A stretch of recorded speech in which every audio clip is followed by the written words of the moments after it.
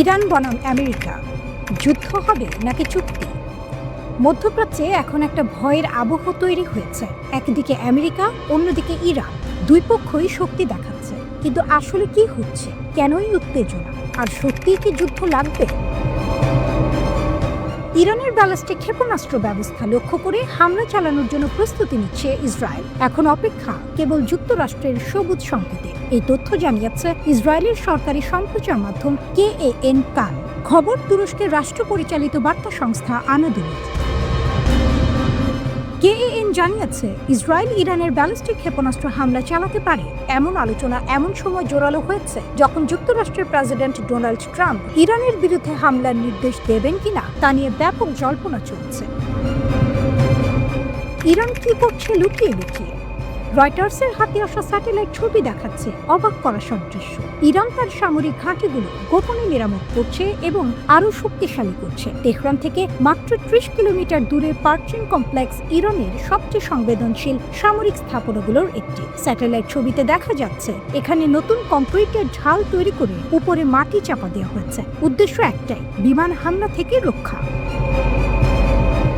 ইস্পাহান পারমাণবিক স্থাপনায় সুড়ঙ্গের মুখগুলো মাটি দিয়ে ভরাট করা হচ্ছে। সিরাজের কাছে ব্যালিস্টিক মিসাইল ঘাঁটি মেরামত করা হয়েছে। কোন মিসাইল ঘাঁটিতে ক্ষতিগ্রস্ত ভবনে নতুন ছাদ বসানো হয়েছে। সহজ কথায়, ইরান পরবর্তী যে কোনো হামলার জন্য নিজেকে প্রস্তুত করছে। ট্রাম্প কি বলছেন? ডোনাল্ড ট্রাম্প সরাসরি হুমকি দিয়েছেন, বলেছেন পারমাণবিক আলোচনা ব্যর্থ হলে ইরানি সামরিক হামলা হতে পারে। এমনকি B-2 স্টেলথ বোমারু বিমান পাঠানোর কথাও বলেছেন। ট্রাম্পের ভাষ্য হলো ইরান চুক্তি চায়, কারণ চুক্তি না হলে যে পরিণতি হবে সেটা তারা চায় না। আমেরিকা ইতিমধ্যে ইরানের কাছাকাছি সমুদ্রে যুদ্ধ জাহাজ মোতায়েন করেছে। ইরান কি জবাব দিল? ইরানের সর্বোচ্চ নেতা আয়াতুল্লাহ খামেনি পাল্টা হুঁশিয়ারি দিয়েছেন। তার বক্তব্য, পৃথিবীর সবচেয়ে শক্তিশালী সেনাবাহিনীও এমন আঘাত খেতে পারে যেখান থেকে উঠে দাঁড়ানো কঠিন হয়ে যায়। একই সাথে ইরান হরমুজ প্রণালীর দিকে লাইভ মিসাইল ছুড়েছে। কয়েক ঘন্টার জন্য এই গুরুত্বপূর্ণ জলপথ বন্ধ রেখেছে। এটা নিছক মহড়া নয়, এটা বার্তা। হরমুজ প্রণালী কেন এত গুরুত্বপূর্ণ? এই একটা জলপথ দিয়ে সৌদি আরব, কুয়েত, ইরাক, কাতার, বাহরাইন, সংযুক্ত আরব আমিরাত এবং ইরানের তেল ও গ্যাস বহনকারী বিশাল ট্যাঙ্কার যায়। এর বেশিরভাগই যায় এশিয়ার বাজারে। এই পথ বন্ধ হলে বিশ্বের জ্বালানি বাজারে ভূমিকম্প হবে। ইরান জানে এটা, আমেরিকাও জানে। রাশিয়া কোথায়? এই উত্তেজনার মাঝেই রাশিয়ার নৌবাহিনী ইরানের বন্দরে ভিড়েছে। ওমান উপসাগরে যৌথ নৌ মহড়া করেছে। এটা কাকতালীয় নয়। রাশিয়া স্পষ্ট বার্তা দিচ্ছে ইরান একা নয়। আসল পরিস্থিতি কি? দুই পক্ষই আলোচনা চাইছে, কিন্তু দুই পক্ষই শক্তি দেখাচ্ছে। ওমানের মধ্যস্থতায় 2 দফা আলোচনা হয়েছে। ইরান বলছে তারা পারমাণবিক অস্ত্র বানাচ্ছে না, যে কোনো যাচাই বাছাইয়ে রাজি। কিন্তু ইতিহাস বলে, যখন দুই পক্ষ একসাথে আলোচনার টেবিলে বসে আর অস্ত্রের মুখ একে অপরের দিকে তাক করে রাখে, সেই পরিস্থিতি যে কোনো মুহূর্তে বিস্ফোরণ হতে পারে।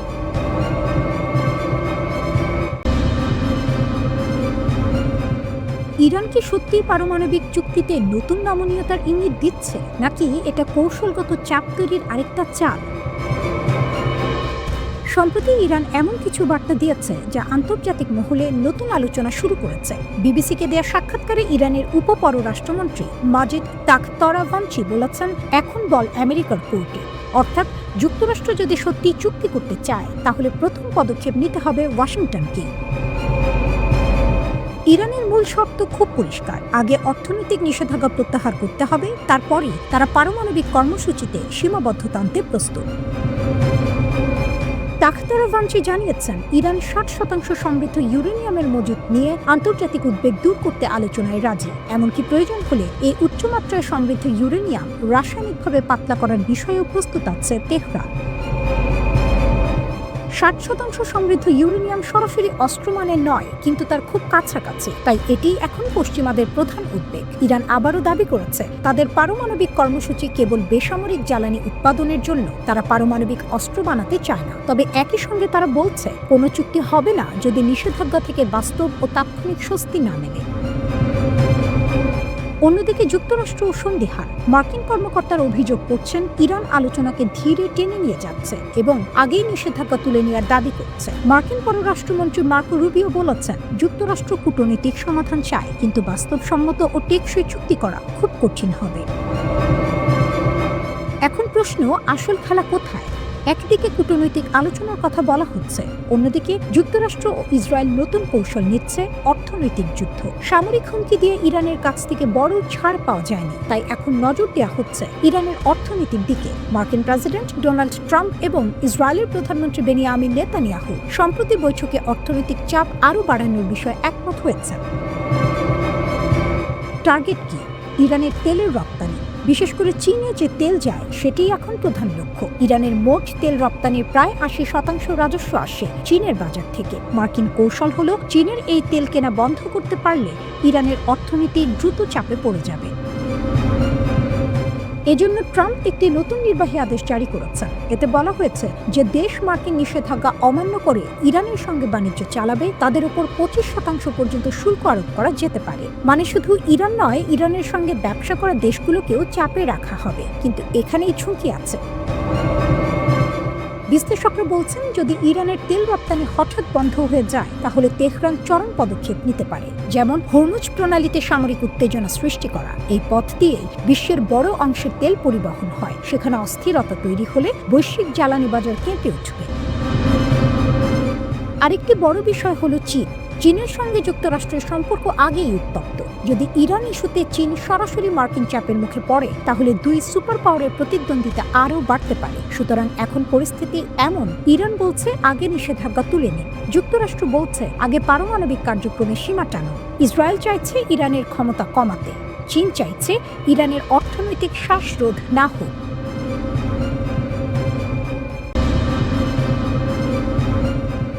মধ্যপ্রাচ্যের উত্তাপ এখন শুধু তেহরান আর ওয়াশিংটনের মধ্যে সীমাবদ্ধ নেই।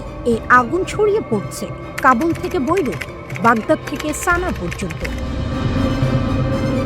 তালেবান স্পষ্ট বার্তা দিয়েছে, যদি যুক্তরাষ্ট্র ইরানের ওপর সামরিক হামলা চালায় তাহলে আফগানিস্তান ইরানের পাশে দাঁড়াবে। তালেবানের মুখপাত্র জাবিউল্লাহ মুজাহিদ ইরানের পশতু ভাষার রেডিওকে দেয়া সাক্ষাৎকারে বলেছেন, তারা যুদ্ধ চায় না, তারা সরাসরি যুক্তরাষ্ট্রের বিরুদ্ধে যুদ্ধে জড়াতে আগ্রহী নয়। কিন্তু যদি ইরান আক্রান্ত হয় তাহলে আফগান জনগণ নিজেদের সামর্থ্যের মধ্যে সংহতি ও সহযোগিতা দেখাবে। এটা সরাসরি যুদ্ধ ঘোষণা নয়, কিন্তু এটি একটি রাজনৈতিক অবস্থান। তালেবান আরও দাবি করেছে, গত জুনে ইসরায়েল ও যুক্তরাষ্ট্র জড়িত যে ১২ দিনের সংঘাত হয়েছিল সেখানে ইরানই শেষ পর্যন্ত বিজয়ী হয়েছিল। তাদের মতে ইরানের আত্মরক্ষার অধিকার আছে এবং ভবিষ্যতেও তারা নিজেদের রক্ষা করতে পারবে। এই সমর্থন এমন সময় এলো যখন ইরানের আঞ্চলিক মিত্ররা নিজেদের অবস্থান আরও শক্ত করছে। ইয়েমেনে ইরান সমর্থিত হুথি গোষ্ঠী সামরিক মহড়া জোরদার করেছে। ইরাকের বিভিন্ন শিয়া মিলিশিয়া যুক্তরাষ্ট্রকে কড়া হুঁশিয়ারি দিয়েছে। কাতাইব হিজবুল্লাহ নামের একটি প্রভাবশালী ইরাকি সশস্ত্র গোষ্ঠী বলেছে, ইরানের ওপর হামলা হলে পূর্ণাঙ্গ যুদ্ধ শুরু হতে পারে। লেবাননেও হিজবুল্লাহ নেতৃত্ব ইরানের প্রতি সমর্থন পুনর্ব্যক্ত করেছে। তারা বলছে, ইরানই তাদের প্রতিরোধ আন্দোলনের প্রধান ভরসা। অর্থাৎ যদি যুক্তরাষ্ট্র সরাসরি ইরানের ওপর হামলা করে তাহলে সংঘাত শুধু দুই দেশের মধ্যে সীমাবদ্ধ থাকবে না, এটি বহু দেশের মাটিতে ছড়িয়ে পড়তে পারে। ইরানের বার্তা, আমরা জানি কোথায় আঘাত করব। ইরানের কিছু টেলিভিশন চ্যানেল সম্প্রতি একটি অ্যানিমেটেড ভিডিও প্রকাশ করেছে। সেখানে জর্ডানের মুওয়াফাক সাউতি বিমান ঘাঁটি এর বিস্তারিত চিত্র দেখানো হয়। ভিডিওতে রানওয়ে, বিমান পার্কিং এলাকা, কৌশলগত স্থাপনা সবকিছু জুম করে দেখানো হয়েছে। অনেক বিশ্লেষক বলছেন এটি শুধু প্রতীকী নয়, এটি একটি সতর্কবার্তা। বার্তাটা পরিষ্কার, আমরা জানি কোথায় আঘাত করতে হবে।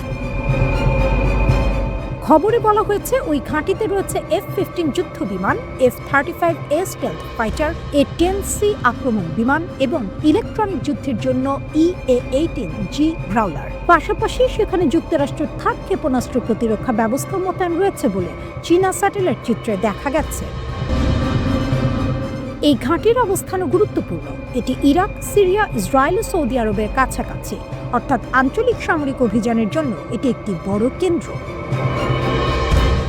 গত বছরের জুনে যুক্তরাষ্ট্রের B-2 বোমারু বিমান ইরানের 3টি পারমাণবিক স্থাপনায় হামলা চালায় বলে জানা যায়। এর জবাবে ইরান কাতারের আল উদেদ ঘাঁটিতে ক্ষেপণাস্ত্র নিক্ষেপ করেছিল। সেই ঘটনার পর থেকে ইরান বলে আসছে তাদের ওপর হামলা হলে তারা অঞ্চলের মার্কিন ঘাঁটিগুলোকে লক্ষ্যবস্তু বানাবে।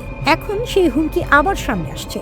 সবচেয়ে বড় ঝুঁকি হলো ভুল হিসাব, একটি ক্ষেপণাস্ত্র, একটি ড্রোন হামলা, একটি ভুল বোঝাবুঝি, এসব থেকেই বড় যুদ্ধ শুরু হতে পারে। পরিস্থিতি এমন জায়গায় দাঁড়িয়েছে যেখানে কাবুল থেকে বৈরুত পর্যন্ত এক ধরনের জোট তৈরি হয়েছে। সবাই সরাসরি যুদ্ধে নামবে না হয়তো, কিন্তু সবাই প্রস্তুতির বার্তা দিচ্ছে। অন্যদিকে যুক্তরাষ্ট্র অঞ্চলে সামরিক উপস্থিতি বাড়াচ্ছে। ফলে মার্জিন ফর মিসক্যালকুলেশন মানে ভুল সিদ্ধান্তের সুযোগ খুবই কম।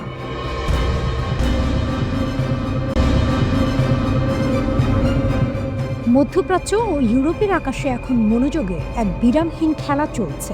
বিমানের নাম, অবস্থান ও উদ্দেশ্য ঘিরে নানা জল্পনা। ইরানের বিরুদ্ধে সম্ভাব্য যুক্তরাষ্ট্রের সামরিক অভিযান নিয়ে সব দিক থেকে চাপ বাড়ছে। যুক্তরাষ্ট্রের যুদ্ধ বিমান ইউরোপ থেকে মধ্যপ্রাচ্যের দিকে। বিবিসি ভেরিফাই এর ট্র্যাকিং তথ্য অনুযায়ী যুক্তরাষ্ট্রের কিছু সামরিক বিমান ইউরোপ থেকে পূর্ব ভূমধ্যসাগরের দিকে গতি নিচ্ছে।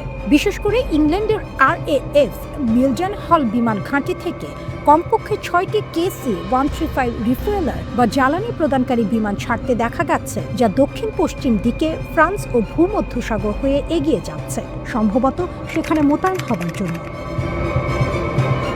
এর পিছনে সাধারণ সামরিক মহড়া নয়, কন্টিনজেন্সি প্ল্যান বা যুদ্ধ পরিকল্পনার ইউনিট থাকতে পারে বলে অনেক বিশ্লেষক মনে করছেন। কিছু রিপোর্টে দেখা গেছে ইউরোপের বিভিন্ন বিমান ঘাঁটিতে অন্যান্য জেট ও লজিস্টিক বিমানও নড়াচড়া করছে, যা ইরান নির্ভর পরিস্থিতিকে আরও জটিল করে দিয়েছে। কেন এমন ঘটছে? সামরিক প্রস্তুতি কি শুধুই ডিটারেন্স? বিশেষজ্ঞরা বলছেন মধ্যপ্রাচ্যে মার্কিন সামরিক উপস্থাপনাকে শুধু একদিনের ছোটখাটো ব্যস্ততা বলা যাবে না। এটা গভীর ও দীর্ঘমেয়াদে পরিকল্পিত উপস্থিতি। মার্কিন বাহিনী ইতিমধ্যে সামুদ্রিক রণতরী, বিমান ঘাঁটি ও ট্যাঙ্কার বিমানগুলোকে এমনভাবে সাজাচ্ছে যেন একটা স্থায়ী কার্যক্রম চালানোর সক্ষমতা রাখা যায়। এটা শুধু বল দেখানো নয়, এটা এমন অবস্থান তৈরি করা যাতে যে কোনো মুহূর্তে আক্রমণ করা ও প্রতিরোধ করার বিকল্প উভয়ই সম্ভব হয়। আরও বড় চিত্র, বিমানবাহী রণতরী থেকে থার্ড পর্যন্ত পূর্ব মধ্যপ্রাচ্যের লড়াকু ব্যবস্থার ভিত্তি এখন অনেকটাই বিভিন্ন ধাপে তৈরি। ওয়াশিংটন ইতোমধ্যেই অঞ্চলটিতে গুরুত্বপূর্ণ বিমানাধার, যুদ্ধ জাহাজ ও প্রতিরক্ষা ব্যবস্থা মোতায়েন করে চলেছে। এমন প্রেক্ষাপটে KC-135 এর মতো রিফুয়েলার বিমানগুলো খুবই গুরুত্বপূর্ণ, কারণ তারা যুদ্ধজেট ও গোবলি বিমানগুলোকে বড় দূরত্বে পৌঁছতে সাহায্য করে এবং অপারেশন চালিয়ে যেতে সময় দীর্ঘ কভারেজ দেয়। এর মানে সামরিক প্রস্তুতি শুধু ছবির মতো নয়, এটি দীর্ঘ সময় ধরে চালাতে সক্ষম পরিকল্পনার অংশ। USS আব্রাহাম লিঙ্কন কোথায়?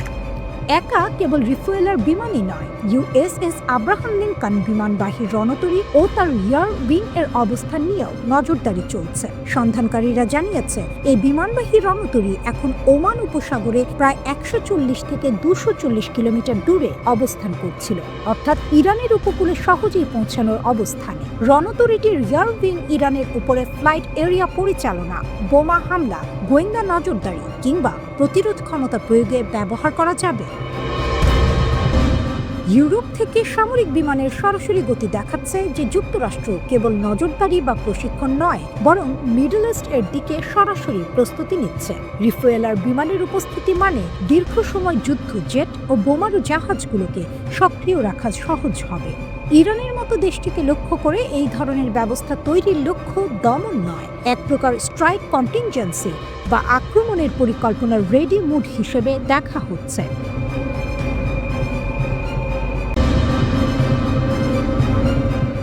মধ্যপ্রাচ্যে আবারও উত্তেজনা বাড়ছে। একদিকে আমেরিকা ও ইসরায়েল, অন্যদিকে ইরান। প্রশ্ন হচ্ছে, এত শক্তিশালী দুই দেশ একসাথে থাকলেও ইরানকে কি সত্যিই সহজে হারানো সম্ভব? প্রথমে একটা ব্যাপার পরিষ্কার করি, কাগজে কলমে শক্তির তুলনা করলে যুক্তরাষ্ট্র ও ইসরায়েল অনেক এগিয়ে। আধুনিক যুদ্ধ বিমান, বিমানবাহী রণতরী, উন্নত ক্ষেপণাস্ত্র প্রতিরক্ষা ব্যবস্থা সবই আছে। কিন্তু যুদ্ধ শুধু প্রযুক্তির খেলা নয়, কৌশল আর ভৌগোলিক বাস্তবতাও বড় ফ্যাক্টর। ইরান কেন হার্ড টার্গেট? ইরান বিশাল আয়তনের দেশ, পাহাড়ি এলাকা, মরুভূমি, জটিল ভূগোল। যা আক্রমণকারী বাহিনীর জন্য দুঃস্বপ্ন। 2003 সালের ইরাক যুদ্ধের অভিজ্ঞতা এখনও আমেরিকার সামনে উদাহরণ হয়ে আছে। যুদ্ধ শুরু করা সহজ, কিন্তু শেষ করা কঠিন। ইসরায়েল 2025 সালের জুনের সংঘাতে আকাশে আধিপত্য দেখাতে পেরেছিল। ইরানের পুরনো এয়ারফোর্স বড় ধাক্কা খেয়েছিল, তবুও শাসন ব্যবস্থা ভাঙেনি, ক্ষমতার কাঠামো টিকে গেছে। কারণ ইরান বহু বছর ধরে তাদের সামরিক নেটওয়ার্কে রিডান্ড্যান্সি তৈরি করেছে, অর্থাৎ একজন কমান্ডার মারা গেলে আরেকজন দায়িত্ব নেয়, এক ঘাঁটি ধ্বংস হলে আরেকটি সক্রিয় হয়।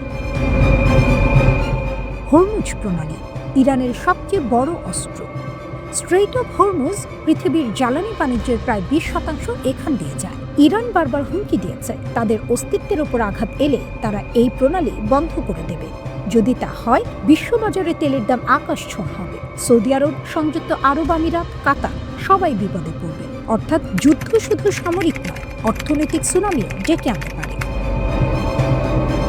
ইরানের মিসাইল দেয়াল। বড় প্রশ্ন, ইরানের আসল শক্তি কোথায়? উত্তর, মিসাইল ও drone. Center for Strategic and International স্টাডিজের বিশ্লেষণ বলছে, মধ্যপ্রাচ্যের সবচেয়ে বড় ও বৈচিত্র্যময় ক্ষেপণাস্ত্র ভান্ডার এখন ইরানের হাতে। তাদের কাছে স্বল্প, মধ্য ও দীর্ঘ পাল্লার হাজার হাজার মিসাইল রয়েছে। উদাহরণ হিসেবে শাহাব 3 প্রায় 1000 কিলোমিটার পাল্লা, সেজ্জিল 2000 কিলোমিটার পর্যন্ত, ফাতাহ 1 হাইপারসনিক দাবি। এছাড়া হাজার হাজার শাহেদ ড্রোন, যা ইউক্রেন যুদ্ধে ব্যবহার হতে দেখা গেছে। এই ড্রোন ও মিসাইল একসাথে ছোড়া হলে সবচেয়ে আধুনিক প্রতিরক্ষা ব্যবস্থাও চাপে পড়ে যায়। উপসাগরীয় অঞ্চলে থাকা মার্কিন ঘাঁটিগুলো এই পাল্লার মধ্যে। ইরানের নৌকৌশল। ইরানের নৌবাহিনী আমেরিকার মতো ব্লু ওয়াটার নৌবাহিনী নয়, বরং উপকূলীয় গেরিলা কৌশলে জোর। ছোট দ্রুতগামী নৌকা, মাইন পাতা, সাবমেরিন এসব দিয়ে তারা বড় জাহাজকে হয়রান করতে পারে। সংকীর্ণ সমুদ্রপথে সংখ্যাই হয়ে ওঠে শক্তি। Trump factor. সম্প্রতি ডোনাল্ড ট্রাম্প বলেছেন, সঠিক চুক্তি দিলে আক্রমণ হবে না। একই সঙ্গে অতিরিক্ত বিমানবাহী রণতরী মোতায়েনের কথাও জানিয়েছেন। অর্থাৎ চাপ ও আলোচনা দুটো পথই খোলা রাখা হয়েছে। কিন্তু এখানে বড় ঝুঁকি আছে। যদি যুদ্ধ শুরু হয়, ইরান সরাসরি ইসরায়েল বা মার্কিন ঘাঁটিতে আঘাত হানতে পারে। তাদের আঞ্চলিক মিত্ররাও সক্রিয় হতে পারে। ফলে সংঘাত সীমাবদ্ধ না থেকে পুরো অঞ্চলে ছড়িয়ে পড়ার আশঙ্কা।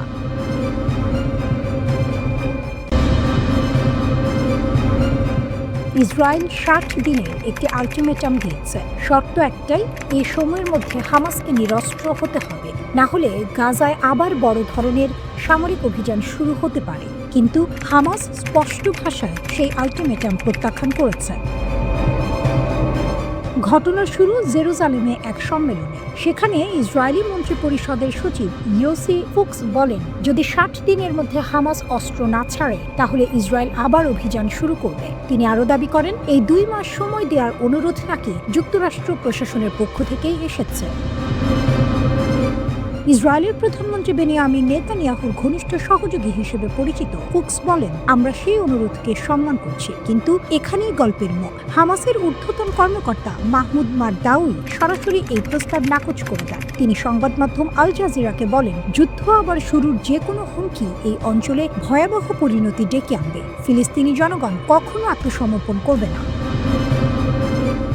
মারদাউই আরও বলেন, হামাসের কাছে নিরস্ত্রীকরণ নিয়ে কোনো আনুষ্ঠানিক প্রস্তাব বা সময়সীমা পৌঁছায়নি। তার ভাষায়, নেতানিয়াহু বা গণমাধ্যমে দেয়া এসব বক্তব্য নিছক হুমকি, চলমান আলোচনার সঙ্গে এর কোনো সম্পর্ক নেই। আরও একটি গুরুত্বপূর্ণ বিষয় হলো, এই 60 দিনের সময়সীমা ঠিক কবে থেকে শুরু হবে সেটাও স্পষ্ট নয়। ফুক্স ইঙ্গিত দিয়েছেন, এটি 19 ফেব্রুয়ারি যুক্তরাষ্ট্রের প্রেসিডেন্ট ডোনাল্ড ট্রাম্পের তথাকথিত বোর্ড অফ পিস বৈঠকের দিন থেকে শুরু হতে পারে, তবে এটাও নিশ্চিত করে বলা হয়নি। ফুক্স বলেন, আমরা বিষয়টি মূল্যায়ন করব। যদি কাজ করে ভালো, আর না করলে ইসরায়েলের প্রতিরক্ষা বাহিনী আইডিএফকে অভিযান সম্পন্ন করতে হবে। এদিকে জানুয়ারির মাঝামাঝি গাজা যুদ্ধবিরতির দ্বিতীয় ধাপ শুরু হয়েছে। যুক্তরাষ্ট্র বলেছে, তারা হামাসকে নিরস্ত্র করা এবং একটি আন্তর্জাতিক শান্তিরক্ষী বাহিনী মোতায়েনের বিষয়টি সামলাবে। কিন্তু হামাস স্পষ্ট জানিয়ে দিয়েছে, যতদিন ইসরায়েল গাজা দখল করে রাখবে, ততদিন তারা অস্ত্র ছাড়বে না। এই অবস্থান নতুন নয়। এর আগে বিদেশে অবস্থানরত হামাসের রাজনৈতিক নেতা খালেদ মেশালও নিরস্ত্রীকরণের আহ্বান প্রত্যাখ্যান করেছিলেন। তার যুক্তি ছিল পরিষ্কার, দখলদার শক্তির অধীনে থাকা জনগণের কাছ থেকে অস্ত্র কেড়ে নেওয়া মানে তাদেরকে সহজ শিকার বানিয়ে দেয়া। এখন আসেন মানবিক দিকটায়। 2023 সালের অক্টোবর থেকে গাজায় ইসরায়েলের অভিযানে 72,000-এর বেশি মানুষ নিহত হয়েছে। নিহতদের মধ্যে হাজার হাজার শিশু রয়েছে। যুদ্ধবিরতি কার্যকর হওয়ার পরও সহিংসতা থামেনি। গাজা কর্তৃপক্ষের দাবি, যুদ্ধবিরতি শুরুর পর 600-র বেশি ফিলিস্তিনি নিহত হয়েছে এবং 1520 বার যুদ্ধবিরতি লঙ্ঘিত হয়েছে। শুধু তাই নয়, গাজায় খাদ্য, ওষুধ, চিকিৎসা সরঞ্জাম ও আশ্রয় উপকরণ প্রবেশ কঠোরভাবে সীমিত করা হয়েছে। প্রায় 20 লাখ মানুষের এই ভূখণ্ডে এখন 15 লাখ মানুষ বাস্তুচ্যুত। তারা তীব্র মানবিক সংকটের মধ্যে বেঁচে আছেন। এখন বড় প্রশ্ন, এই 60 দিনের আলটিমেটাম কি সত্যি নতুন কোনো সমাধানের পথ খুলবে, নাকি এটি আরেকটি চাপের কৌশল? হামাসের অবস্থান স্পষ্ট, অস্ত্র ত্যাগ না, ইসরায়েলের অবস্থানও কঠোর, নিরস্ত্রীকরণ না হলে অভিযান। ফলে পরিস্থিতি আবারও এক অনিশ্চিত মোড়ে দাঁড়িয়ে। সামনে হয়তো আলোচনা এগোবে, অথবা আবারও গাজার আকাশে ধোঁয়া উঠবে।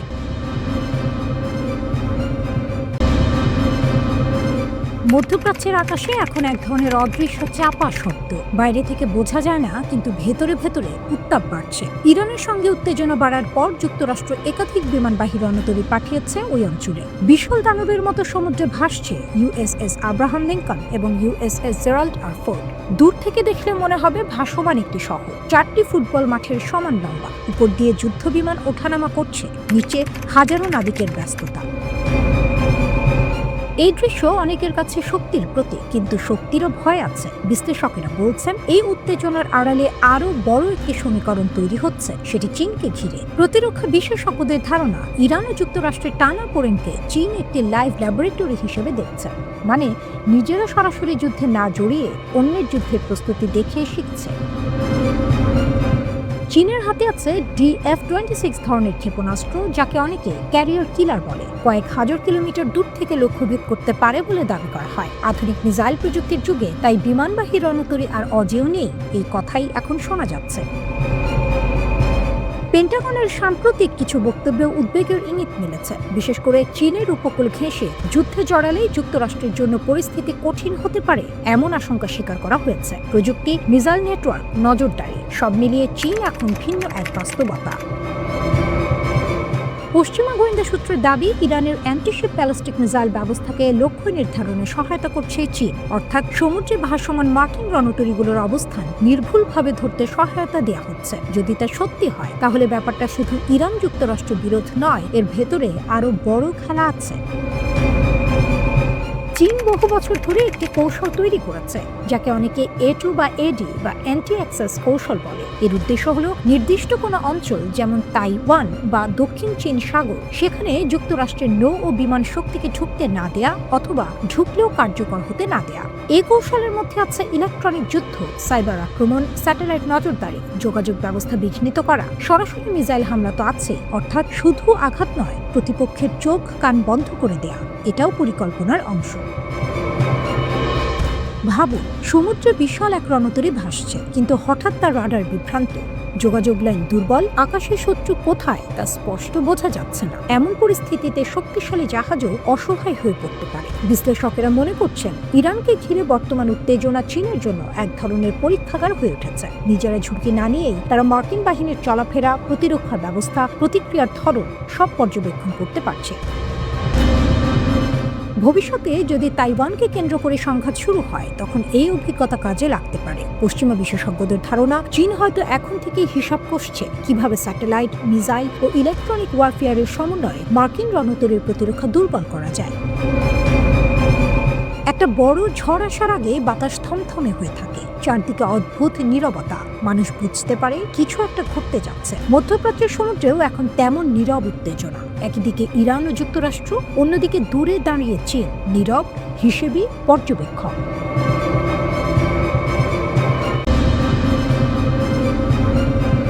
জেনেভার আকাশে কূটনীতির নরম আলো। কথার টেবিলে বসেছিল 3 শক্তি, যুক্তরাষ্ট্র, ইরান ও রাশিয়া। লক্ষ্য, ইরান সংকটের সুরাহা, রাশিয়া ইউক্রেন যুদ্ধের রক্তাক্ত অধ্যায়ের ইতি। কিন্তু ইতিহাস কি কখনো এত সহজে বাঁক নেয়? আলোচনা শেষ হতেই অন্য এক মঞ্চে শুরু হলো শক্তির মহড়া। ওমান সাগরের নীল জলে গর্জে উঠছে যৌথ নৌ অভিযান। তেহরান ও মস্কো একসঙ্গে নামছে সমুদ্রের দাবার ছকে। বৃহস্পতিবার থেকে শুরু হচ্ছে এই মহড়া। ইরানের সংবাদ মাধ্যমের ঘোষণা, কূটনীতির পরপরই কামানের শব্দ। এর আগে হরমুজ প্রণালীতে শক্তি দেখিয়েছে ইরানের প্রভাবশালী বিপ্লবী গার্ড কোর। সেটি ছিল স্পষ্ট বার্তা, পারস্য উপসাগরে মার্কিন উপস্থিতি চ্যালেঞ্জহীন নয়। ইরানের সামরিক বাহিনীর মুখপাত্র রিয়ার অ্যাডমিরাল হাসান মাকসৌদুলু জানালেন, ওমান সাগর ও ভারত মহাসাগরের উত্তরাংশে যৌথ মহড়া হবে। কেন এই মহড়া? তেহরান ও মস্কোর ভাষ্য, সমুদ্র নিরাপত্তা জোরদার, নৌবাহিনীর সমন্বয় বৃদ্ধি। কিন্তু প্রশ্ন জাগে, এ কি কেবল নিরাপত্তা, নাকি এটি এক নীরব কূটনৈতিক জবাব? মহড়ার সময় নিরাপত্তার কারণে কয়েক ঘন্টার জন্য হরমুজ প্রণালী বন্ধ থাকবে। এই সরু জলপথ দিয়ে পৃথিবীর বিপুল জ্বালানি পরিবহন হয়। বিশ্ববাজারের শিরায় রক্ত সঞ্চালনের মতোই এই পথ। একে বন্ধ করা মানে বিশ্ব অর্থনীতির হৃদস্পন্দন থমকে দেয়া। জেনেভায় ইরান যুক্তরাষ্ট্রের দ্বিতীয় দফা আলোচনায় মধ্যস্থতা করেছে ওমান। প্রথম দফা হয়েছিল মাস্কাটে। পরমাণু ইস্যু বহুদিনের। গত বছর জুনে ইরান ইসরায়েল সংঘাতে সেই আলোচনা থেমে যায়। তখন ইরানের 3টি পরমাণু স্থাপনায় হামলা চালিয়েছিল যুক্তরাষ্ট্র। সেই ক্ষত শুকোয়নি এখনো। আর ঠিক এই সময়েই তেহরানের মসনদ থেকে উচ্চারিত হলো বজ্রনীনাদ। আয়াতুল্লাহ আলী খামেনি হুঁশিয়ারি দিলেন, পারস্য উপসাগরে মোতায়েন মার্কিন রণতরীগুলো সমুদ্রের তলদেশে ডুবিয়ে দেওয়া হতে পারে। তিনি বললেন, বিশ্বের সবচেয়ে শক্তিশালী সেনাবাহিনী এমন এক চপেটাঘাত খেতে পারে যেখান থেকে আর সেরে ওঠা যাবে না। এই বক্তব্য এসেছে এমন সময় যখন মার্কিন প্রেসিডেন্ট ডোনাল্ড ট্রাম্প তার সেনাবাহিনীকে বিশ্বের সবচেয়ে শক্তিশালী বলে দাবি করেছেন। সম্প্রতি উত্তেজনা বাড়ার পর যুক্তরাষ্ট্র পারস্য উপসাগরে মোতায়েন করেছে বিমানবাহী রণতরী ইউএসএস আব্রাহাম লিঙ্কন এবং কয়েকটি ডেস্ট্রয়ার যুদ্ধজাহাজ। সমুদ্রের বুকে যেন ভাসমান দুর্গ। এই দৃশ্য যেন দুই স্রোতের সংঘর্ষ। একদিকে আলোচনার টেবিল, অন্যদিকে যুদ্ধজাহাজের ছায়া। একদিকে কূটনীতির হাসি, অন্যদিকে মহড়ার গর্জন। এই ঘটনা প্রবাহ কেবল সামরিক নয়, শক্তির মনস্তাত্ত্বিক খেলা। জেনেভার আলোচনার পরপরই যৌথ মহড়া শুরু করা মানে বিশ্বকে বার্তা দেয়া, আমরা কথা বলি কিন্তু প্রস্তুতিও রাখি। রাশিয়া ইউক্রেন যুদ্ধে পশ্চিমারা চাপে, ইরান নিষেধাজ্ঞা আর হুমকির বৃত্তে। দুই দেশের এই সমুদ্র সংলাপ আসলে ভূ রাজনীতির নতুন সমীকরণ। হরমুজ প্রণালী বিশ্ব জ্বালানির ধমনী, ওমান সাগর কৌশলগত সোপান, পারস্য উপসাগর শক্তির প্রদর্শন ক্ষেত্র। এই 3 জলের মিলন বিন্দুতে দাঁড়িয়ে এখন প্রশ্ন একটাই, জেনেভার আলোচনার কালি শুকানোর আগে কেন এই গর্জন?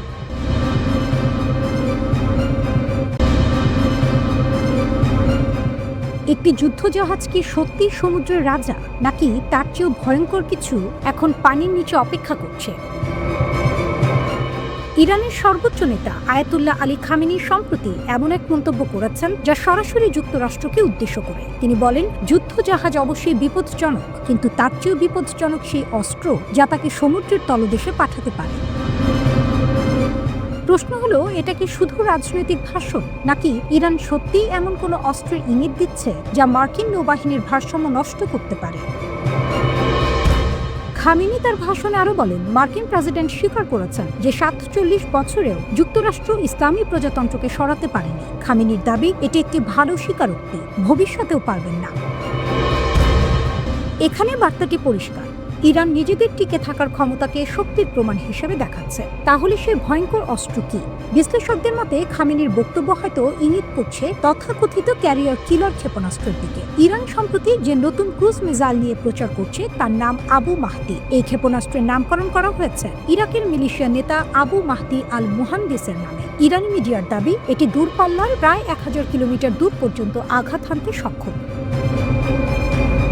ইরানের দাবি, এই মিসাইল কৃত্রিম বুদ্ধিমত্তা সহায়ক গাইডেন্স সিস্টেম ব্যবহার করে, অর্থাৎ লক্ষ্যবস্তু শনাক্ত ও আঘাত হানার ক্ষেত্রে এটি আগের চেয়ে অনেক বেশি নিখুঁত। প্রযুক্তিগত দিক, আবু মাহদি মিসাইলটি রাশিয়ার KH-55 ক্রুজ মিসাইল থেকে অনুপ্রাণিত বলে জানা যায়। এতে টার্বোজেট ইঞ্জিন রয়েছে যা দীর্ঘ দূরত্ব অতিক্রম করতে সাহায্য করে। এটি নিচু উচ্চতায় উড়ে রাডার এড়িয়ে যেতে পারে, যাকে বলে সি স্কিমিং ফ্লাইট প্রোফাইল।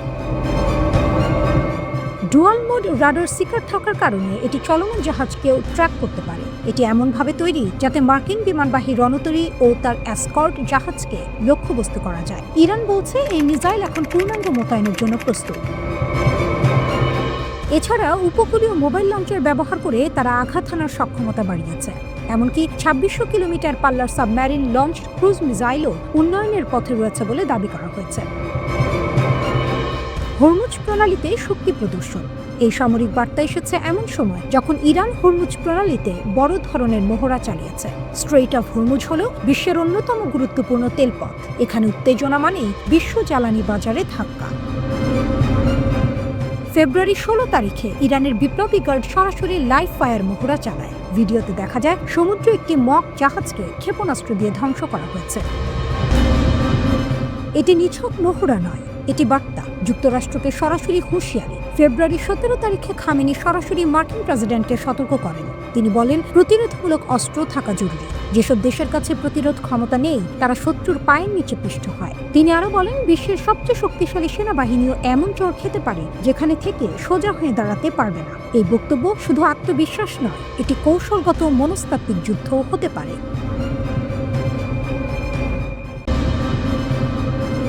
ইরানের বিপ্লবী গার্ডের জেনারেল মোহসিন রেজাই এক ভয়ঙ্কর হুমকি দিয়েছেন। তিনি সরাসরি মার্কিন প্রেসিডেন্ট ডোনাল্ড ট্রাম্পকে লক্ষ্য করে বলেছেন, ট্রাম্প বলেছেন তার হাত পিস্তলের ট্রিগারে, আমরা তার হাত এবং আঙুল কেটে ফেলব। প্রকাশ্যে তিনি এই হুমকি দিয়েছেন। জেনারেল রেজাই আরও বলেন, যদি যুক্তরাষ্ট্র হামলা চালায় ইরান তখন পর্যন্ত কোনো যুদ্ধবিরতি মেনে নেবে না যতক্ষণ না তার লক্ষ্য পূর্ণ হয়। তিনি স্পষ্ট করে বলেন, যদি যুদ্ধ এগোতে থাকে যুদ্ধবিরতি নিয়ে কোনো আলোচনা হবে না। ট্রাম্পকে সতর্ক করে তিনি যোগ করেছেন, আমরা যা সংযম এবং কৌশল দেখেছি আপনি তো উপেক্ষা করছেন। এখনই থামুন, পিছিয়ে যান, না হলে মধ্যপ্রাচ্যে আপনার কোনো ঘাঁটি নিরাপদ থাকবে না। এই হুমকির পর কিছুটা শিথিল হয়েছে উত্তেজনা। মধ্যপ্রাচ্যের উপসাগরীয় দেশগুলো সৌদি আরব, কাতার এবং ওমান যুক্তরাষ্ট্রের প্রেসিডেন্ট ট্রাম্পকে শান্ত থাকার পরামর্শ দিয়েছে। পাকিস্তানে নিযুক্ত ইরানের রাষ্ট্রদূত জানিয়েছেন, ট্রাম্প নিজে ইরানকে বলেছেন যে তার কোনো হামলার পরিকল্পনা নেই। তবে ইরান সরকার এই আশ্বাস পুরোপুরি বিশ্বাস করছে না, কারণ গত বছরের পারমাণবিক আলোচনা চলাকালীন যুক্তরাষ্ট্র ও ইসরায়েল ইরানে হামলা চালিয়েছিল। ইরান ইসরায়েলের নেতাদের মধ্যে যোগাযোগেও দেখা দিয়েছে নতুন পর্ব। রাশিয়ার প্রেসিডেন্ট ভ্লাদিমির পুতিন জানুয়ারিতে ইসরায়েলের প্রধানমন্ত্রী বেনিয়ামিন নেতানিয়াহু ও ইরানের প্রেসিডেন্ট মাসুদ পেজেশকিয়ানের সঙ্গে ফোনে কথা বলেছেন। ক্রেমলিন জানিয়েছে, পুতিন মধ্যপ্রাচ্যে সামরিক সংঘাতের আশঙ্কা দেখে উত্তেজনা কমানোর জন্য মধ্যস্থতার প্রস্তাব দিয়েছেন। ক্রেমলিনের মুখপাত্র দিমিত্রি পেসকভ বলেন, এই অঞ্চলের পরিস্থিতি অত্যন্ত সংকটাপন্ন। প্রেসিডেন্ট পুতিন উত্তেজনা হ্রাসে মধ্যস্থতার প্রচেষ্টা চালাচ্ছেন। ফোন কলে পুতিন ইরান এবং ইসরায়েলের মধ্যে কৌশলগত অংশীদারিত্ব আরও শক্তিশালী করার প্রতিশ্রুতি দিয়েছেন। অন্যদিকে ইরানের প্রেসিডেন্টের দপ্তর জানিয়েছে, পেজেশকিয়ান রাশিয়ার জন্য জাতিসংঘে ইরানের সমর্থনের প্রশংসা করেছেন।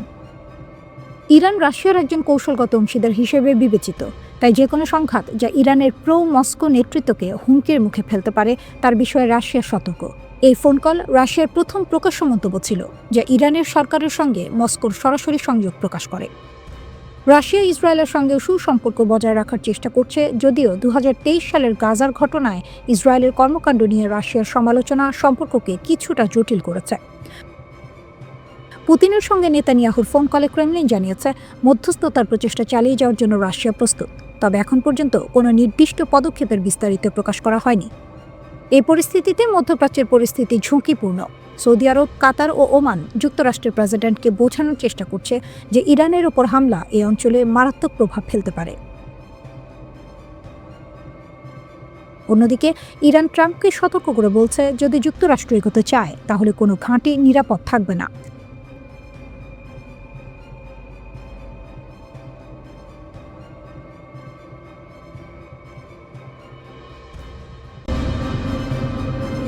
ইরানের সবচেয়ে শক্তিশালী সামরিক বাহিনী Islamic Revolutionary Guard Corps IRGC একটি ভয়ঙ্কর হুমকি দিয়েছে।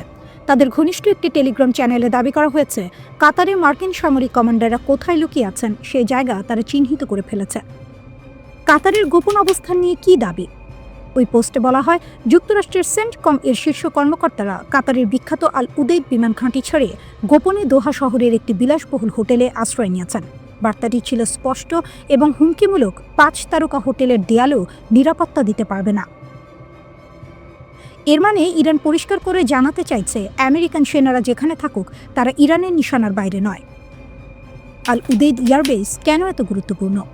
কাতারের আল উদেইদ বিমান ঘাঁটি হচ্ছে মধ্যপ্রাচ্যে যুক্তরাষ্ট্রের সবচেয়ে বড় সামরিক ঘাঁটি। এখানে প্রায় 10,000 মার্কিন সেনা অবস্থান করে। এই ঘাঁটি থেকে পরিচালিত হয় পুরো মধ্যপ্রাচ্যের জন্য ইউএস সেন্ট্রাল কমান্ড, মার্কিন বিমান বাহিনীর আঞ্চলিক সদর দপ্তর, ব্রিটিশ রয়্যাল এয়ারফোর্সের গুরুত্বপূর্ণ ইউনিট। অর্থাৎ এই ঘাঁটি মানে আমেরিকার যুদ্ধের মস্তিষ্ক। হঠাৎ সেনা সরানোর কারণ কি?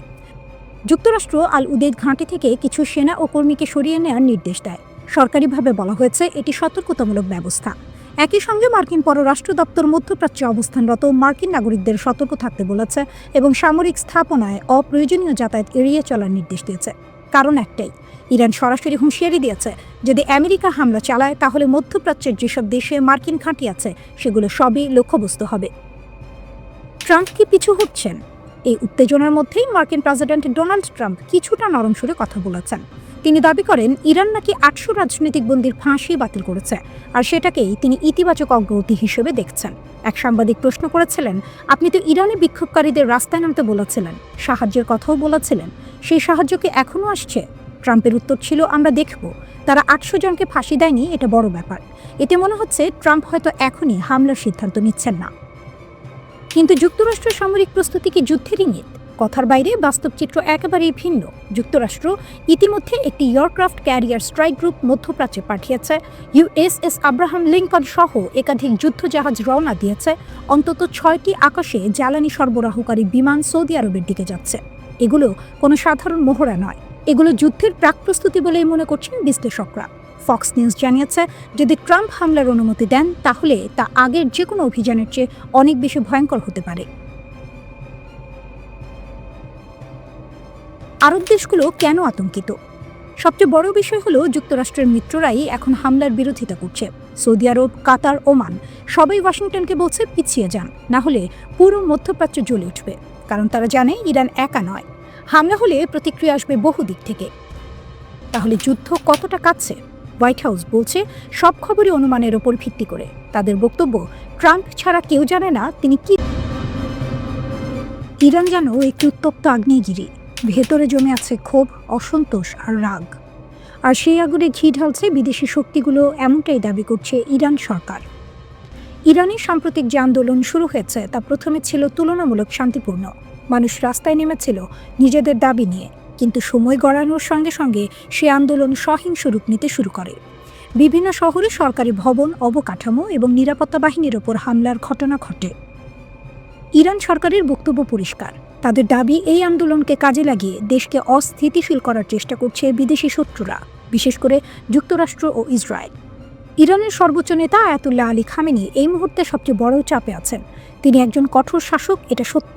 তার শাসন ব্যবস্থায় ব্যক্তিকেন্দ্রিক ক্ষমতার প্রভাব প্রবল, কিন্তু একই সঙ্গে তিনি অভিজ্ঞ ও লড়াকু রাজনীতিবিদ। ইরানের বিপ্লব, যুদ্ধ, নিষেধাজ্ঞা সব ঝড় পেরিয়েই তিনি এখানে পৌঁছেছেন। এখন পুরো জনস্রোতের বিপরীতে দাঁড়িয়ে একাই লড়াই করছেন খামেনি। এই অবস্থায় বিক্ষোভ নিয়ন্ত্রণে নামানো হয়েছে বিশেষ নিরাপত্তা অভিযান।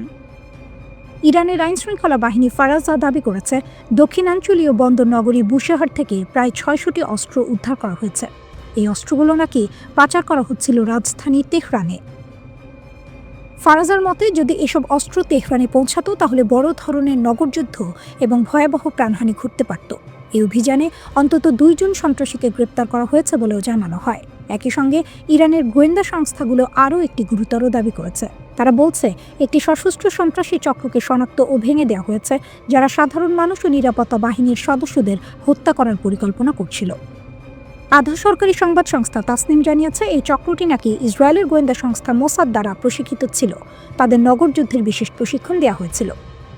ইরানি গণমাধ্যমের দাবি অনুযায়ী এই সন্ত্রাসীরা সাম্প্রতিক বিক্ষোভকে ঢাল হিসেবে ব্যবহার করে রাজধানীর বিভিন্ন এলাকায় সশস্ত্র হামলা চালায়। তাদের হাতে ছিল AK-47 রাইফেল, শর্টগান এবং অন্যান্য আগ্নেয়াস্ত্র। নিরাপত্তা বাহিনীর প্রকাশিত ছবিতে দেখা যায় সন্ত্রাসীরা একে অপরের সঙ্গে যোগাযোগের জন্য স্যাটেলাইট ফোন ব্যবহার করছিল। ইরানের দাবি, এই অস্ত্র ও প্রযুক্তির মাধ্যমেই তারা সমন্বিত হামলা চালিয়ে পরিস্থিতি আরও ভয়াবহ করার চেষ্টা করেছিল। আরও গুরুতর অভিযোগ হলো এই চক্র নাকি সামরিক ও পুলিশ সদর দপ্তরে হামলা চালিয়ে সেখান থেকে অস্ত্র লুট করে এবং সেগুলো অন্য দাঙ্গাকারীদের মধ্যে বিতরণ করেছিল। উদ্দেশ্য ছিল একটাই, শহরের ভেতরে সহিংসতা নিয়ন্ত্রণের বাইরে নিয়ে যাওয়া। ইরান সরকার বরাবরই বলে আসছে এই অস্থিরতার পেছনে বিদেশি শক্তির হাত রয়েছে। তারা যুক্তরাষ্ট্র ও ইসরায়েলকে সরাসরি দায়ী করছে। এমনকি সাবেক মার্কিন পররাষ্ট্রমন্ত্রী মাইক পম্পেওর একটি সামাজিক যোগাযোগ মাধ্যমের পোস্টের কথাও তুলে ধরা হয়েছে, যেখানে ইরানের রাস্তায় বিক্ষোভকারীদের পাশে মোসাদ এজেন্টদের উপস্থিতির ইঙ্গিত দেওয়া হয়েছিল বলে দাবি করছে ইরানি পক্ষ। এছাড়াও ফার্সি ভাষায় প্রকাশিত কিছু অনলাইন বার্তায় বিক্ষোভকারীদের রাস্তায় নামার আহ্বান জানানো হয়েছিল, যেগুলো মোসাদের সঙ্গে যুক্ত বলে দাবি ইরানের। কাতারের সতর্ক বার্তা, যুক্তরাষ্ট্রকে মধ্যপ্রাচ্যে তার সবচেয়ে গুরুত্বপূর্ণ ঘাঁটি হারাতে যাচ্ছে। মধ্যপ্রাচ্যে যুক্তরাষ্ট্রের সামরিক উপস্থিতি নিয়ে নতুন করে বড় প্রশ্ন উঠে এসেছে। কাতার থেকে আসা একটি মন্তব্য এখন ওয়াশিংটনে আলোড়ন তুলছে। বার্তাটি খুব সরাসরি, আপনারা এখানে মালিক নন, আপনারা কেবল ভাড়াটে। এই মন্তব্যটি এসেছে কাতারের শাসক পরিবারের একজন প্রভাবশালী সদস্য খালিদ বিন জাসিম আল থানির কাছ থেকে। তিনি ইঙ্গিত দিয়েছেন, চাইলে কাতার যে কোনো সময় আল উদেদ বিমান ঘাঁটিতে যুক্তরাষ্ট্রের উপস্থিতি বন্ধ করে দিতে পারে। এই ঘাঁটিটি মধ্যপ্রাচ্যে যুক্তরাষ্ট্রের সামরিক শক্তি পরিচালনার মূল কেন্দ্র। আল উদেদ ঘাঁটি কেন এত গুরুত্বপূর্ণ? এই ঘাঁটি থেকেই মার্কিন সেন্ট্রাল কমান্ড পুরো মধ্যপ্রাচ্যের সামরিক কার্যক্রম পরিচালনা করে। ইরাক, সিরিয়া, আফগানিস্তান সব বড় অভিযানের পরিকল্পনা হয়েছে এখান থেকেই। অর্থাৎ এই ঘাঁটি ছাড়া যুক্তরাষ্ট্রের আঞ্চলিক প্রভাব বড়ভাবে দুর্বল হয়ে পড়বে। খালিদ আল থানির মন্তব্য ছিল আরও কঠিন। তিনি বলেন, কাতার যদি এই ঘাঁটি তুলে দেয় তাহলে কাতারের খুব বেশি ক্ষতি হবে না, কিন্তু যুক্তরাষ্ট্রের জন্য এটি হবে মধ্যপ্রাচ্যে একটি হাত কেটে ফেলার মতো। এই বক্তব্য আসলে যুক্তরাষ্ট্রকে মনে করিয়ে দেয় এই ঘাঁটির মালিক কাতার, আমেরিকা নয়। এখানে একটি গুরুত্বপূর্ণ বিষয় রয়েছে। আল উদেদ ঘাঁটির অবকাঠামো তৈরিতে কাতার নিজেই কয়েক বিলিয়ন ডলার বিনিয়োগ করেছে। অর্থাৎ কাতার আর্থিকভাবে এই ঘাঁটির ভার বহন করেছে, অথচ কূটনৈতিকভাবে বারবার সন্দেহের মুখে পড়েছে। যুক্তরাষ্ট্র কাতারকে একদিকে মেজর নন ন্যাটো অ্যালাই ঘোষণা করেছে, আবার অন্যদিকে হামাসের সঙ্গে সম্পর্কের অভিযোগের সমালোচনাও করেছে। অথচ গাজা যুদ্ধ, জিম্মি মুক্তি, ইরান পশ্চিম সংলাপ সহ সব ক্ষেত্রেই কাতার মধ্যস্থতাকারীদের ভূমিকা পালন করেছে। এই দ্বৈত আচরণ থেকেই কাতারের অসন্তোষ বাড়ছে। এই বক্তব্যের সময়টাও খুব গুরুত্বপূর্ণ। ঠিক তখনই যুক্তরাষ্ট্র ও যুক্তরাজ্য আল উদেদ ঘাঁটি থেকে অপ্রয়োজনীয় কর্মীদের সরিয়ে নেয়, কারণ ইরান যুক্তরাষ্ট্র উত্তেজনা দ্রুত বাড়ছিল। আল উদেদ ঘাঁটি ইরানের খুব কাছে অবস্থিত, ফলে যে কোনো সংঘাতে এটি সরাসরি লক্ষ্যবস্তু হতে পারে। এই প্রেক্ষাপটেই প্রশ্ন উঠছে, যুক্তরাষ্ট্রকে এবার মধ্যপ্রাচ্যে তার সামরিক উপস্থিতি নতুন করে ভাবতে বাধ্য হচ্ছে। কাতার কি এই ঘাঁটিকে কৌশলগত চাপ হিসেবে ব্যবহার করছে? সবচেয়ে গুরুত্বপূর্ণ, মুসলিম দেশগুলোর মধ্যে কি একটি বিরল ঐক্যের ইঙ্গিত দেখা যাচ্ছে? এদিকে ইরানকে ঘিরে যুদ্ধ প্রায় শুরু হয়েই থেমে গেছে। একসময় মনে হচ্ছিল যুক্তরাষ্ট্র যে কোনো মুহূর্তে ইরানে হামলা চালাবে, এমন খবরই দিয়েছিল রয়টার্স। কিন্তু শেষ মুহূর্তে প্রেসিডেন্ট ডোনাল্ড ট্রাম্প পিছু হটেন। ট্রাম্প বলেন, কোনো আরব দেশ বা ইসরায়েল তাকে থামায়নি, তিনি নিজেই সিদ্ধান্ত নিয়েছেন। কারণ হিসেবে তিনি জানান, ইরান নাকি ৮ শতাধিক বন্দী বিক্ষোভকারীর ফাঁসি স্থগিত করেছে। কিন্তু ইরান এই ব্যাখ্যা মানেনি। দেশটির সর্বোচ্চ নেতা আয়াতুল্লাহ আলী খামেনি সরাসরি যুক্তরাষ্ট্রকে অভিযুক্ত করেন। তিনি বলেন, ইরানের ভেতরের অস্থিরতা কোনো স্বতঃস্ফূর্ত আন্দোলন নয়, এটি আমেরিকান ষড়যন্ত্র। খামেনির বক্তব্যে একটি বিষয় স্পষ্ট, তার মতে যুক্তরাষ্ট্রের লক্ষ্য কোনো নির্দিষ্ট প্রেসিডেন্ট নয়, বরং একটি স্থায়ী নীতি। ইরানের ভৌগোলিক অবস্থান, জনসংখ্যা এবং প্রযুক্তিগত অগ্রগতি যুক্তরাষ্ট্রের কাছে অগ্রহণযোগ্য। তিনি হুঁশিয়ারি দিয়ে বলেন, ইরান যুদ্ধ চায় না, কিন্তু যুদ্ধ চাপিয়ে দেওয়া হলে মধ্যপ্রাচ্যের কোনো দেশেই যুক্তরাষ্ট্রের ঘাঁটি নিরাপদ থাকবে না।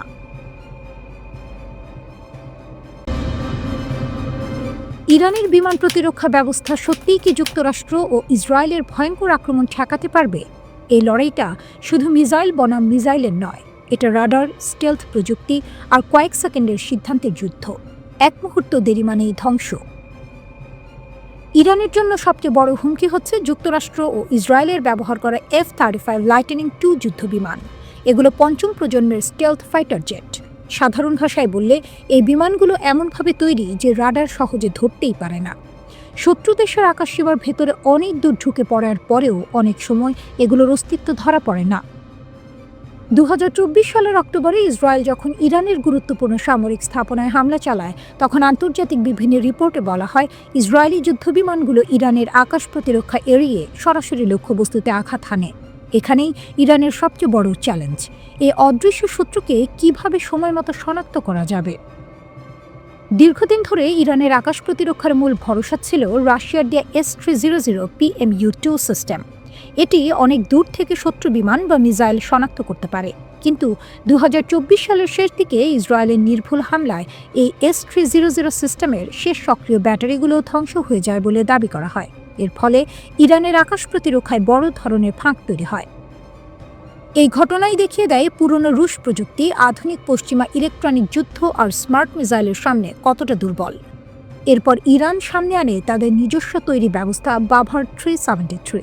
ইরানের দাবি এই সিস্টেম রাশিয়ার S-400 কিংবা আমেরিকার প্যাট্রিয়ট সিস্টেমের সমতুল্য।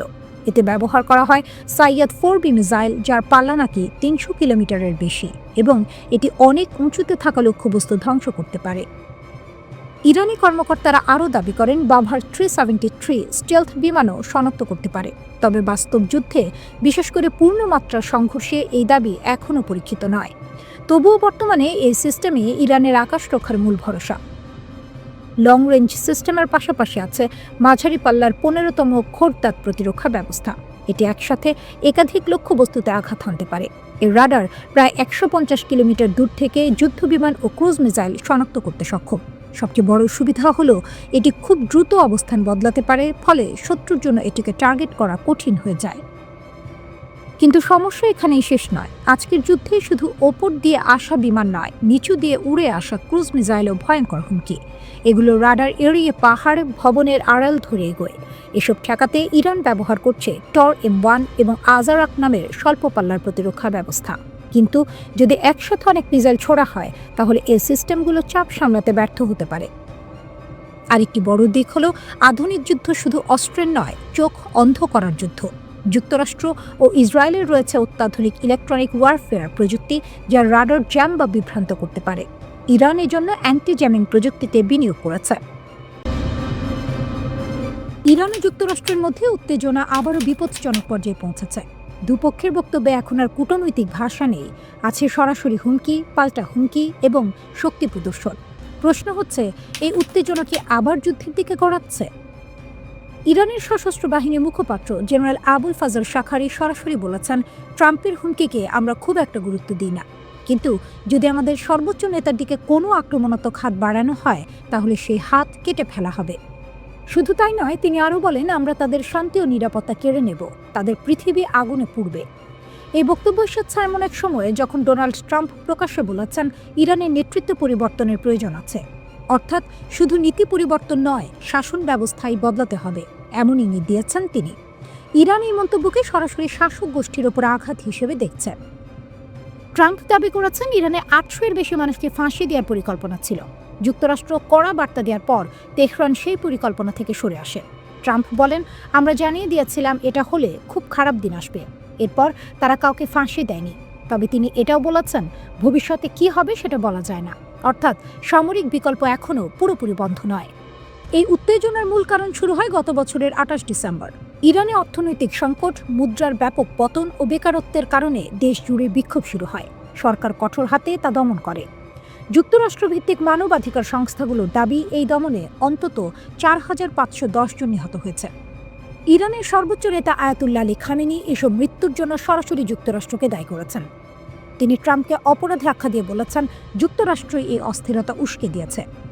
এই পরিস্থিতিতে আরেকটি গুরুতর আশঙ্কার কথা বলেছেন আন্তর্জাতিক বিশ্লেষকরা। সাবেক পারমাণবিক অস্ত্র পরিদর্শক ডেভিড অলব্রাইট বলেছেন, ইরানের ভেতরে যদি দীর্ঘদিন বিশৃঙ্খলা চলতে থাকে, তাহলে দেশটি তার পারমাণবিক স্থাপনাগুলো সুরক্ষিত রাখতে ব্যর্থ হতে পারে।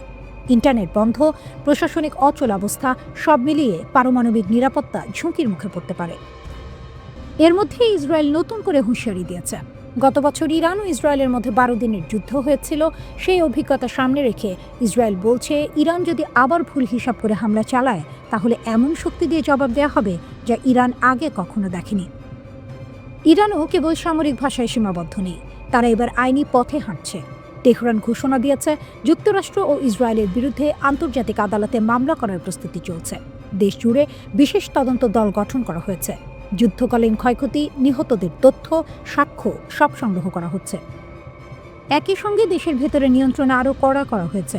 ইরান সরকার প্রায় 40,000 স্টারলিংক স্যাটেলাইট ইন্টারনেট সংযোগ বন্ধ করে দিয়েছে। তাদের দাবি, এই নেটওয়ার্ক ব্যবহার করে যুক্তরাষ্ট্র ও ইসরায়েল বিক্ষোভ উস্কে দিচ্ছে। ইরান বলছে এই লড়াই শুধু ইরানের নয়, পুরো মধ্যপ্রাচ্যের। ইরান, ইরাক, হিজবুল্লাহ, ফিলিস্তিনি গোষ্ঠী ও ইয়েমেনের আনসারুল্লাহ সবাই একসঙ্গে যুক্তরাষ্ট্র ও ইসরায়েলের বিরুদ্ধে দাঁড়াবে। শক্তি, জেদ, অটলতা। ইরানের রাষ্ট্র টেলিভিশনে সম্প্রচারিত ছবি দেখাচ্ছে ইসলামী বিপ্লবী গার্ড কোরের স্থলবাহিনী স্থিরভাবে দাঁড়িয়ে আছে। শুধুমাত্র তেহরানের রাস্তা নয়, পুরো বিশ্বের দিকে একটি স্পষ্ট বার্তা, আমরা প্রস্তুত। এটি কোনো সাধারণ অনুষ্ঠান নয়, এটি ইরানের উত্তরের সীমান্তে সেনা শক্তির প্রদর্শনী। এ সময় যুক্তরাষ্ট্রের সাধারণ হুমকি কিছুটা নীরব। সৌদি আরব সহ উপসাগরীয় দেশগুলো প্রেসিডেন্ট ট্রাম্পকে আহ্বান জানিয়েছে, এখন আক্রমণ বন্ধ করুন, ইরানকে একটি সুযোগ দিন। কিন্তু তেহরান অপেক্ষা করছে না। আইআরজিসি এর উপস্থিতি কেবল প্রতীকী নয়, এটি একটি কৌশলগত বার্তা। আমাদের প্রতিরক্ষা অটল, শৃঙ্খলিত এবং সর্বদা প্রস্তুত। চাপ, নিষেধাজ্ঞা এবং অভ্যন্তরীণ আন্দোলনের পরেও ইরান শক্তি প্রদর্শন করছে। দূরদৃষ্টি কৌশলে কূটনীতি কিছু সময় কিনছে। মাঠে ইরান প্রতিটি সম্ভাব্য পরিস্থিতির জন্য প্রস্তুত। ইরানকে বাধ্য করা যাবে না, ইরানকে বিচ্ছিন্ন করা যাবে না। চাপের মুখে তেহরান পিছপা হব না। ওয়াশিংটন পরিকল্পনা পুনর্মূল্যায়ন করছে, উপসাগরীয় রাজধানীগুলো সতর্ক করছে, আর তেহরান রাজনৈতিক, সামরিক ও মানসিকভাবে প্রস্তুত। আমরা আপনাদের অবিলম্বে প্রত্যাহার করতে বলছি, এক পা এগোতে দেবেন না। যদি আমরা সত্যিই শুরু করি, শান্তি আলোচনা হবে না। 50 বছরের ক্ষতি, ধৈর্য, সভ্যতা সব অগ্রাহ্য করা হয়েছে। যদি আমরা আবার সেই পবিত্র প্রতিরক্ষা যুগে ফিরে যাই, সমস্যা এড়ানো যাবে না। এখনই থামুন, ফিরে যান। ইরান একটি বিচক্ষণ ও মহৎ জাতি, যুদ্ধ চাই না, কিন্তু প্রয়োজন হলে আমরা কাজ শেষ করব। সৌদি আরব, সংযুক্ত আরব আমিরাত, বাহরাইন, কাতার, তুরস্ক, ইরাকের সঙ্গে সম্পর্ক রাখব, কিন্তু এ অঞ্চলে কোনো মার্কিন ঘাঁটি নিরাপদ থাকবে না। ট্রাম্প যত এগোবেন, পরিস্থিতি তত খারাপ হবে। এই সময় যুক্তরাষ্ট্র মধ্যপ্রাচ্যে বিমান বাহিনী পাঠাচ্ছে। ট্রাম্পের আক্রমণ ঘড়ির কাঁটায়। ইউএসএস আব্রাহাম লিঙ্কন এগোচ্ছে। মধ্যপ্রাচ্যে এক নতুন ভূমিকম্প আসতে চলেছে। একটি ভুল পদক্ষেপ বিশ্বযুদ্ধের মতো পরিস্থিতি তৈরি করতে পারে। যুক্তরাষ্ট্রের সামরিক শক্তি প্রদর্শিত হচ্ছে। কমপক্ষে একটি এয়ারক্রাফট ক্যারিয়ার স্ট্রাইক গ্রুপ উপসাগরে পাঠানো হয়েছে। প্রতিবাদ ভেঙে পড়া তেহরানকে লক্ষ্য করে হামলা পরিকল্পিত। 6টি স্ট্র্যাটো ট্যাঙ্কার সৌদি আরবের দিকে যাচ্ছিল। একই সময়ে কাতারের আল উদেদ বিমান ঘাঁটি থেকে কিছু মার্কিন কর্মী সরানো হচ্ছে। এটি ছিল গত বছরের প্রতিশোধের মতোই সম্ভাব্য লক্ষ্য। ইরান বারবার সতর্ক করেছে যে কোনো মার্কিন হস্তক্ষেপ উপসাগরের ঘাঁটিতে হামলা করবে। এক ভুল হিসাব পুরো অঞ্চলকে যুদ্ধের দিকে ঠেলে দিতে পারে। প্রেস সেক্রেটারি কারেন লেভিট বললেন, ট্রাম্প পরিস্থিতি ঘনিষ্ঠভাবে পর্যবেক্ষণ করছেন। 800 জনের জীবন বাঁচানো হয়েছে। তিনি সব বিকল্প উন্মুক্ত রেখেছেন। ট্রাম্পও নিজেই জানিয়েছেন, নিষ্পত্তি নিশ্চিত নয়, পরিস্থিতি চলমান, আমরা দেখব। পাশাপাশি সৌদি আরব, কাতার এবং ওমান যুক্তরাষ্ট্রকে সতর্ক করছে, আক্রমণ পুরো অঞ্চলকে অস্থির করতে পারে। আল উদেদ ঘাঁটির সতর্কতা স্তর কমেছে। বিমান এবং কর্মীরা ধীরে ধীরে ফিরে আসছে। এই আন্দোলন ইরানের নেতৃত্বের জন্য সবচেয়ে বড় চ্যালেঞ্জ। অর্থনৈতিক অসন্তোষ থেকে শুরু হওয়া প্রতিবাদ দেশের সর্বত্র ছড়িয়ে পড়ে। ইরান বলছে, বাইরে থেকে প্রভাবিত করা হয়েছে ট্রাম্পকে যুদ্ধের ফাঁদে ফেলার জন্য। সিনেটর লিন্ডসে গ্রাহাম বলছেন, ট্রাম্প এখনও শক্তিশালী পদক্ষেপের জন্য প্রস্তুত।